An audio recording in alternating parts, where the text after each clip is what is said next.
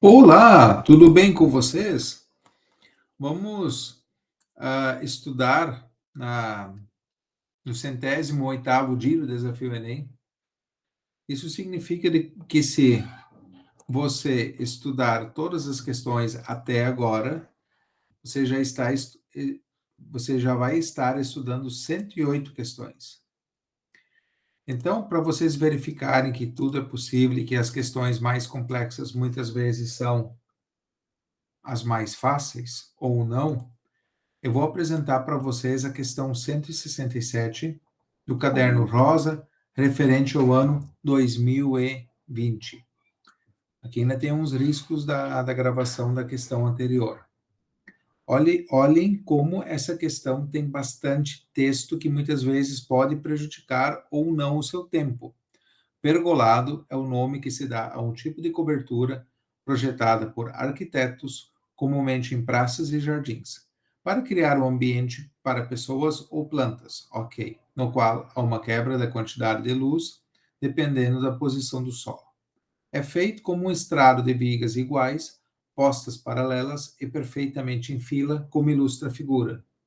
Sabe aquelas madeirinhas que o pessoal coloca por cima, assim, lá no jardim, né? Ou saindo da casa em direção ao pátio, ou isolado lá no pátio, né? Aqui diz que vai ter 30 centímetros de espaço entre as vigas de madeira. E o que mais? Um arquiteto projeta um pergolado com vãos de 30 centímetros de distância entre suas vigas, de modo que, no solstício de verão, ó, isso é tudo meio que uma embrulhação. A trajetória do Sol durante o dia seja realizada no plano perpendicular à direção das vigas. Isso é meio lógico, né? E que o Sol da tarde, no momento em que seus raios fizerem 30 graus com a posição a pino, gere a metade da luz que passa no pergolado ao meio-dia. Para atender à proposta do projeto elaborado pelo arquiteto, as vigas do pergolado devem ser construídas de maneira que a altura em centímetros seja mais próxima possível de. Então vamos pensar.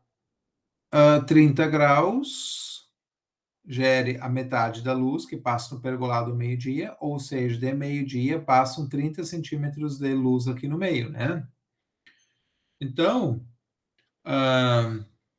se passam 30 centímetros de luz no meio-dia,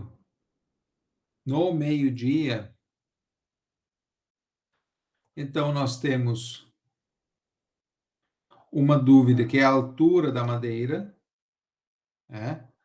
Essa eu não sei. Se no meio-dia passam 30 centímetros de luz, quando fecha 30 graus,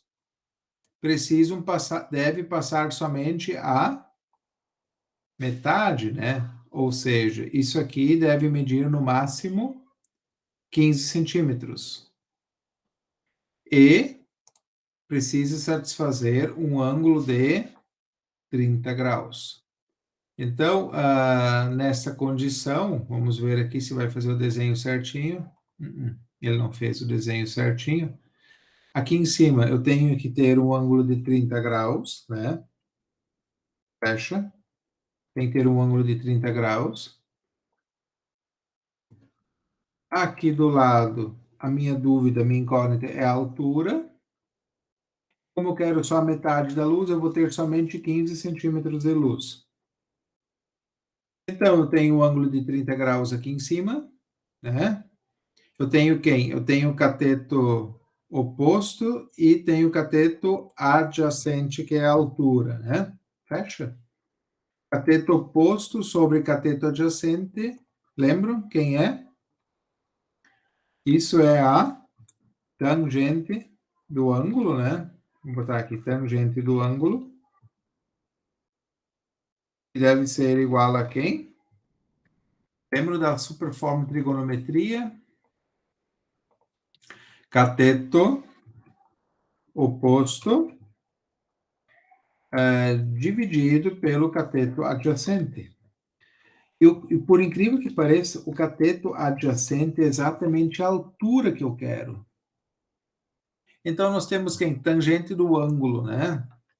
Então, eu tenho que pensar que a tangente de 30 graus, ela deve ser igual a quem?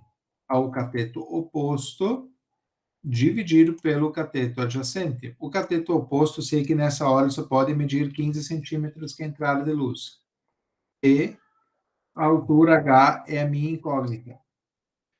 Outro detalhe, tangente de 30 graus são parte dos arcos notáveis, né? Tangente de 30 graus, a gente sabe que é o quê? Assim, pelo que a gente lembra da escola, né, e tudo mais, é a raiz de 3 dividido por 3. Ou seja, a raiz de 3 dividido por 3 deve ser igual a quem? A 15 dividido por H. Então, aqui a gente pode resolver do modo que acha mais tranquilo, né? Querendo ou não, podemos pensar de N modos a resolução disso aqui, né? A gente pode pensar assim, ó. Opa, agora desconfigurou os cálculos aqui, que é o que eu quero, né? Então, eu posso pensar o quê? Raiz de 3 dividido por 3, a gente sabe que vamos fazer aproximações, né? A raiz de 3 aproximadamente é 1,7. 1,7 dividido por 3 eu também não sei. Mas eu posso pensar que se fosse raiz de 3, 1,8, 1,8 dividido por 3 daria 0,6 aproximadamente, né? Ou seja, o H que está aqui embaixo no denominador, ele passa para o outro lado multiplicando, né? E vai ser igual a 15. Ou seja, o H não vai ser nada mais, nada menos do que 15 dividido por 0,6. Né? 15 dividido por 0,6. Aí você cria o método que você julga mais adequado, né? Aqui fazendo rapidinho para não demorar muito no vídeo, deu 25, né? 25. Então, sabendo disso, eu vou aqui na questão e olho, será que tem alguma medida próxima de 25? A mais próxima é a letra C, né? Olha só, olhando aqui, a mais próxima é a letra C, 26 centímetros. Como eu tinha arredondado raiz de 3 dividido por 3 para facilitar o cálculo, automaticamente encontrei 25. Não ia ficar investindo tempo no vídeo para explicar como se faz uma divisão, né? Mas a divisão de 15 dividido por 0,6 dá 25.